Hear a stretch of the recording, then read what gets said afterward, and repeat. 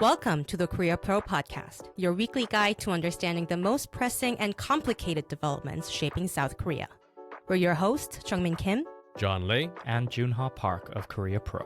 Go beyond headlines as we explain not just what happened, but also what really matters and why it matters. If you monitor South Korea for work or just trying to keep up, you're in the right place. This is the Korea Pro Podcast.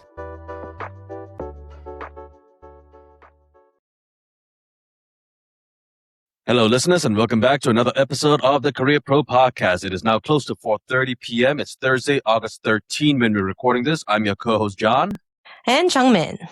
And this week, we are going to start off with job numbers. And South Korea's job numbers are looking phenomenal. South Korea's employment rate hit 70.3%. And just in July, South Korea had recorded 108,000 jobs. So, yay! But young Koreans lost another 191,000 jobs. So can you walk us through it? Exactly what happened? Well, the fact that young Koreans have been losing jobs is not a new story. This is the 45th consecutive month that young Koreans, those between ages 15 and 29, have been losing jobs. So we're both not young anymore, not young Koreans anymore. I have not been young for a very long time. So you're born like this, yes, right? Okay, I was. I believe it. And so I have no sympathy at all for the young people, so screw them. But keep walking us through it, please. What was the headline numbers related to that? Okay, so how do we have a total increase of 108,000 jobs, but lose 191,000 jobs for young people? Well, that's because we've seen an increase in the number of older people who are getting employed. And that's, of course, it's because people get older and people live longer. And so older people's population, that keeps swelling. And the younger population, because, they're still young and people aren't having kids, and that's a structural problem that's been existing and already built in place, their numbers are shrinking. And so, although the headline numbers seem great, even the BOK already says that they're not looking at total headline employment numbers to judge what the economy is like. And that's because, with all of these older people who are getting jobs, they're not exactly getting productive jobs. And those who are still young and getting jobs, they're not getting jobs in IT or manufacturing or semiconductors or all those high-tech jobs that the government likes to talk about. They're getting jobs in the health and social welfare sectors. There are multiple different types of index when it comes to economically active population, unemployment numbers, or employment number. It kind of depends on how you count them as well. Is this one something that includes gig economy workers or freelancers as well, or are these just full-time jobs? Actually, yeah, it does. It doesn't matter what kind of employment that someone has. If they have a part-time job, if they're getting paid in cash hourly, if they're delivering food for some franchise restaurants or whatever, if they are doing any kind of economic activity where they're being financially compensated, then this is saying that the people have jobs. But even so, 191,000 jobless numbers. So yay! Yeah. So technically, according to statistics.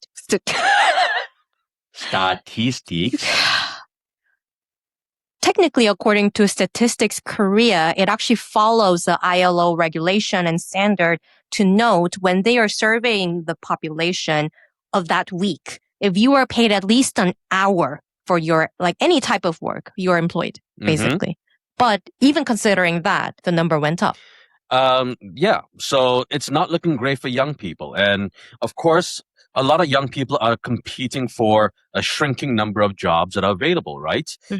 As I said earlier, people are now there's only one sector that's actually seeing an increase in jobs, and that's the health and welfare sector. And that, of course, makes sense. Korea is an aging society. There are lots of older people at retirement homes and hospices who need care. And so this is the one sector that's actually growing. If we remove that one sector and just look at all the other sectors, manufacturing and construction, everything, we actually lost 65,000 jobs. And this is actually related to our previous July Korea Business Forum topic that we already discussed. And the upcoming August one is about the consumer side, actually, what the demographics changes or how they are impacting consumer trends going forward. Exactly. We are going to be discussing this on August 20th on Thursday for the Korea Business Forum. So if you are not invited, that means that you haven't subscribed. So what are you waiting for? Subscribe already. And moving on to something also related to young people, but this is more of we're planning to banter a little bit with this topic. Can you walk us through it? There was a proposal from a lawmaker. Yep. From the ruling Democratic Party, his name is Hwang Hee, and he recommended that because there are Sorry, so I'm already many, laughing. yeah, he recommended okay, before we talk about this, we need a little bit of additional context. Yeah.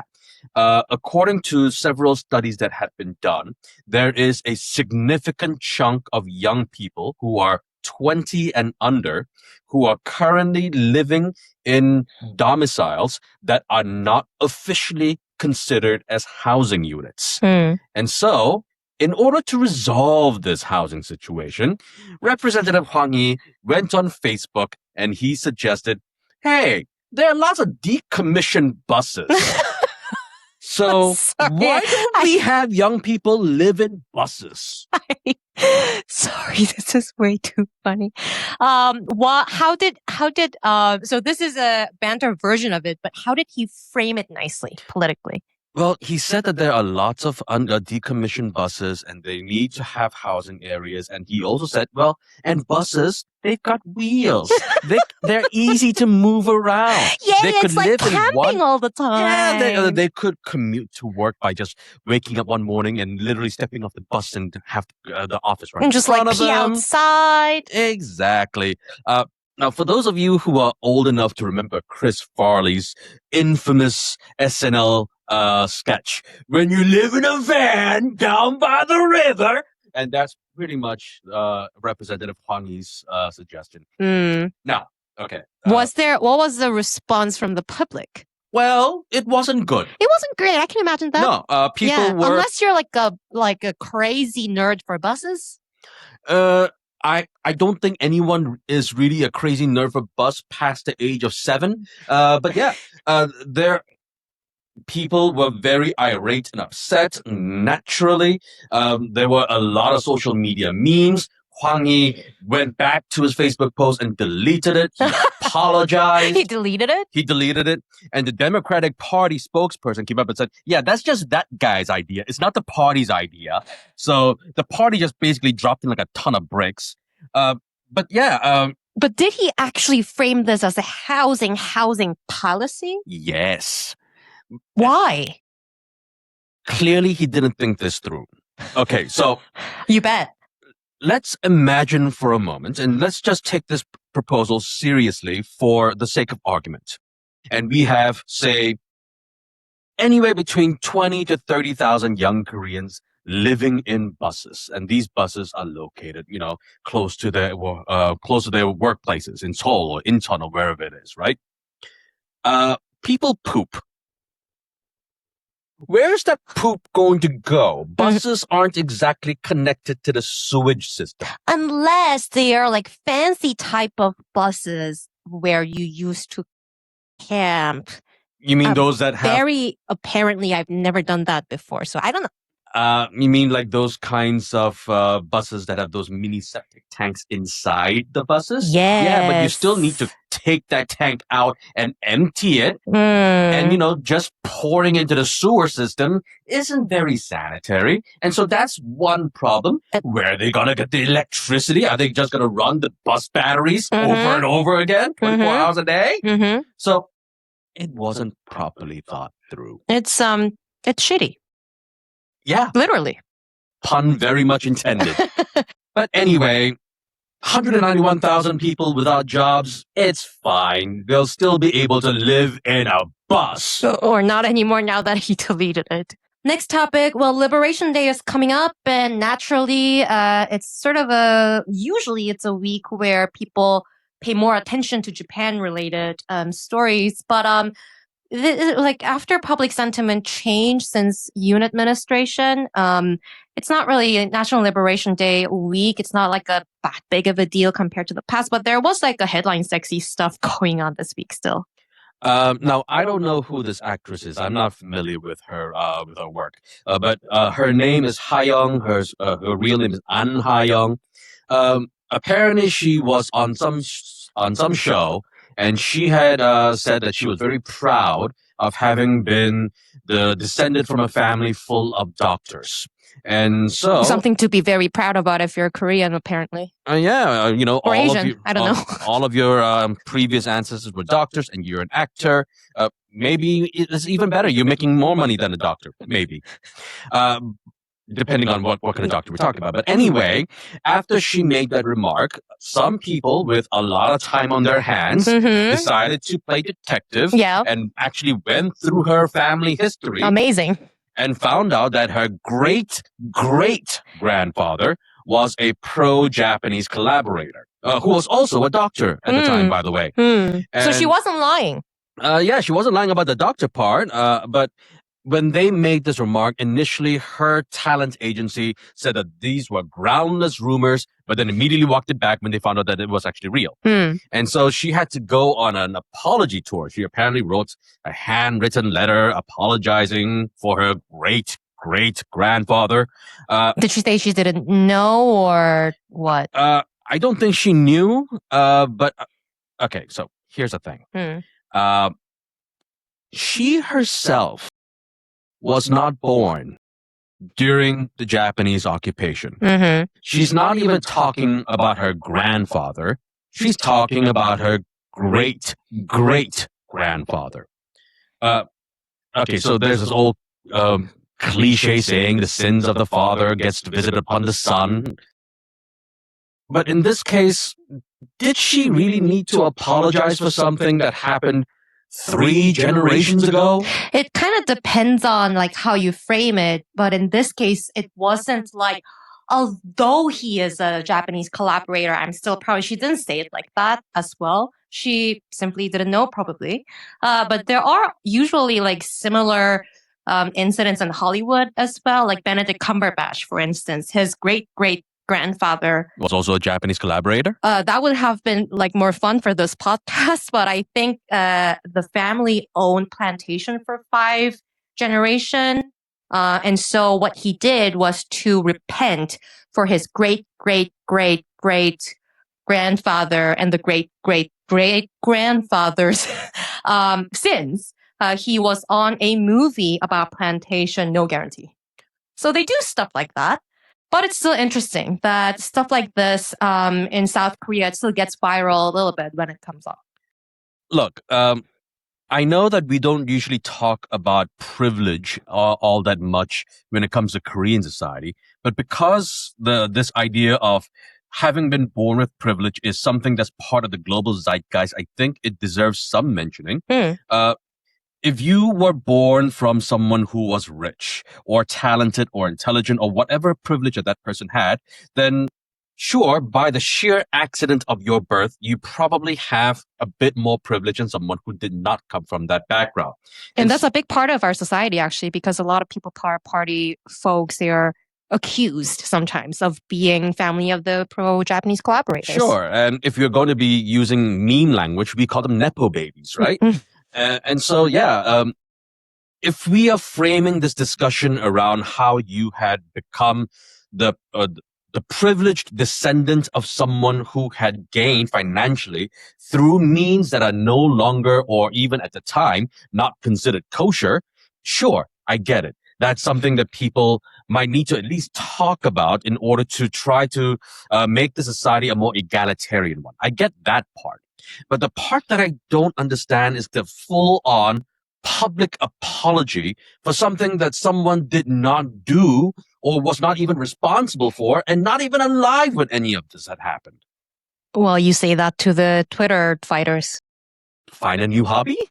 Next up is also legislation related, and this one actually is quite interesting. If we look at the legal boundaries of it and the language of it, and if we think about the philosophy behind sexual assaults in South Korea and how to criminalize certain type of perpetrators. But this one is quite complicated, and frankly, I don't know why the lawmakers went for this direction. But can you walk us through what the proposal is? Okay, so several Democratic Party lawmakers, they proposed a bill to criminalize AI-generated pornography. Now, I use that phrase carefully, and that's because we're not talking about deep fake porn. Now, when it comes to deep fake porn, that's the kind of AI-generated pornography where it was deliberately designed with someone's for it to be resembling someone who's physically actually a real person. The likeness of a non-fictional person. And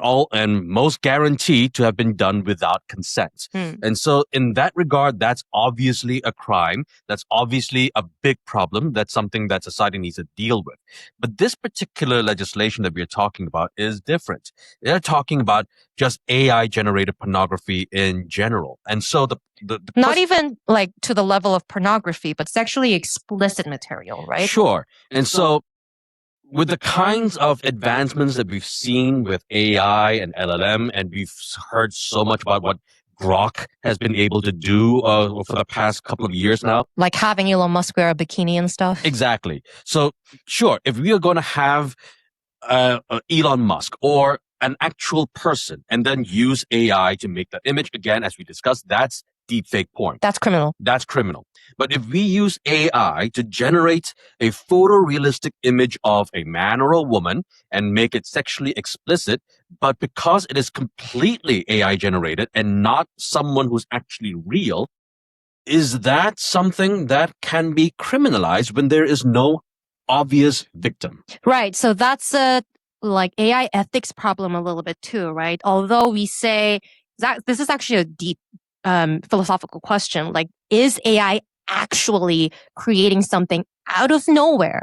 Or is it using something in their corpus that is from an actual human being? So that's another discussion that would be good to have, actually. We're not saying that the sexually explicit images created through AI is great, but the thing that I find a bit problematic with this particular proposal or a bill is that it is considered an amendment. It's proposed as an amendment to a particular law about sexual assault criminals and victims. And that, I think, is the boundary is a bit complicated. It's very complicated. Like you said, and as we've been saying, if it's just AI generated, now, maybe it's completely, the images are completely made out of thin air.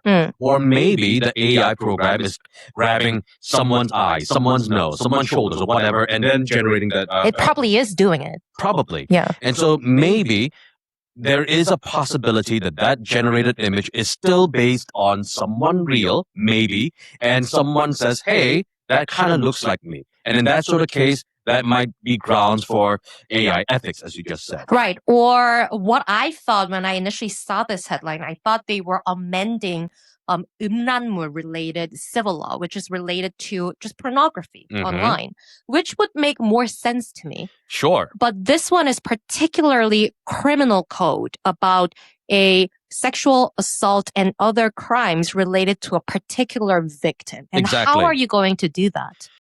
I don't know. When it comes to an actual person who's victimized, whether physically or through AI, that's easy to point to. There is someone who was harmed. But in this case, it's not that clear cut.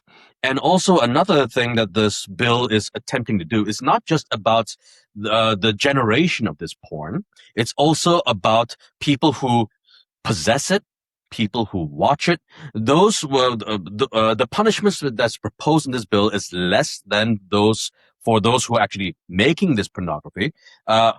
But at the same time, we're not actually sure what kind of legal basis there is. There was just a case not too long ago where someone had to go to court for distributing AI-generated porn on Telegram, but the court threw it out. And that was because the court said it could not find the victim because this is AI-generated porn. And so we've already had this one legal precedent, but this bill is now saying okay, if we have this AI generated porn, but it even maybe resembles someone who is real, then that can be criminalized. So, according to the proposal, creating or distributing the material could bring up to 7 years in prison or a 50 million won fine, and possessing, buying, storing, or watching it could bring up to 3 years in prison or 30 million won fine. So, from the lawyer's perspective, when I checked it quickly, the backlash basically was it was disproportionate Mhm. as well. The punishment for it. But lastly, first of all, what is fictional individual? And also, what is this law trying to protect? Is this just morality or like human dignity or individual victims that are potentially involved in that one image? Well, that's the real question now, isn't it? Okay, so uh, I apologize in advance for the kinds of examples that I'm going to make, but because this is about fictional porn and about what AI can do, it really depends on how people are going to determine what fictional persons are. And that's because, let's say, for example, that someone uses an AI program to generate a photorealistic, quote unquote, image of a woman or a man, but they give this person physical characteristics that are, physically impossible in real life. Mm. Like someone who, say, has the chest the size of a rhinoceros, for example. Oh, this episode is so going to be R-rated. I'm sorry. Yeah. And so in that sort of example, that's clearly fictional. Yeah. But does that still meet the legal threshold to say that this might, resemble someone? Or, okay, maybe that's an overly ridiculous example. Let's say that this AI generated porn resembles a cartoon character, Mm. an anime character, or whatever it is. Does that also meet the threshold? And so because there's not a lot of clarity as to what is realistic enough to meet this threshold, we're not actually quite sure whether this bill would have the needed legal and public support to go through. But regardless, the fact that this bill currently exists in the National Assembly, this is going to gain a lot of traction as people talk about this. It will have to be. I see the goodwill motivation behind it, but like we say multiple times in the past, whenever we're discussing bills and laws, it has to be not disproportional, and it has to be able to define the boundaries of who is criminal or not. And in this case, it needs a lot of narrowing down, because I can imagine already all sorts of video games that are already out there with fictional characters with impossible Proportions. physical characteristics of a man or a woman. They could actually be targeted by this law. Maybe, maybe not. If they create a photorealistic video game, for instance, it will be possible very soon. Sure. We don't actually know because, again, this is the bill, but let's assume for a moment that this bill actually gets passed and is made into law. After that point, the lawyers would need to get involved, the judges would need to get involved, people would have to debate this in court. And so would a random video game that was made by, some video game publishing company, would those publishers and those programmers face criminal prosecution? We don't know. Maybe there will be some sort of a common sense sort of standard. Again, this is still very much preliminary stages, but this is more of a philosophical argument or debate or discussion rather than a strictly legal one at this point. Yeah, I think although we dropped a lot of probably R-rated remarks according to Apple Podcasts, but it actually opens up very good quality debate actually about what the boundaries should be when people are using AI, not just in games or creating fictional images, but overall, I think. Week ahead, National Liberation Day, like I mentioned, Gwangbokjar, it's this Saturday. Lee will likely deliver a speech related to sovereignty, I imagine, if I have to make a bet. And on Monday, which is also going to be a public holiday, by the way, that's when the ruling Democratic Party will finally decide which candidate is going to lead their party for the next 2 years. Will it be former Prime Minister Kim Min-seok or will it be former party leader Chung Chung-le? It's still quite neck and neck, but the votes will be coming in from the Seoul and the Gyeonggi area and the Honam area as well. And so this will determine who's going to be the next party leader. And all of this information will be sent to your email inbox by Monday via the Week Ahead newsletter at 2 p.m. So if you'd like to know more, please subscribe. Bye-bye. Happy National Liberation Day. And that's a wrap. Thanks for tuning in. If you want to know more, sign up for our daily executive briefings. We'll brief you on all you need to know from the past 24 hours and why it matters, delivered to your inbox every morning. If you want to stay ahead of the curve, sign up for Korea Pro to get a full package of insights, from daily expert analysis to profiles, month in review, week ahead, and more. And until next time, I'm Jeongmin Kim. I'm Ahn Ha Young. And I'm John Lee, and we'll see you next time on the Korea Pro Podcast.